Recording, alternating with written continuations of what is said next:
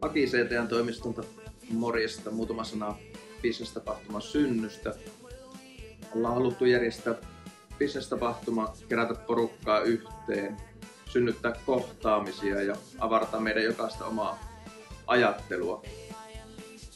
Ollaan järjestetty nyt 4 kertaa synty ja 3 aiempaa teemaa olleet henkilöbrändit, luovuus ja pysähtyminen. Tämän vuoden teemaksi valikoitui supermielenkiintoinen tekoäly. Tekoäly on varmaan yksi vuoden suurimpia trendejä ja jos meillä markkinoinnin puolella ehkä se suurin.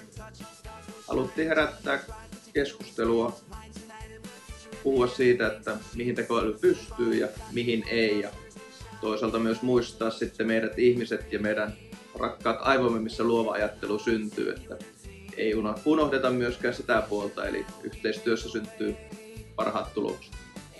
CTN juhlii tänään vuonna 10. toimintavuotta ja ollaan lanseerattu 10 pääteemaa siihen ja myös synty on ollut yksi näistä pääteemoista ja koko juhlavuoden ohjelman pääset tsekkaamaan meidän verkkosivuilta.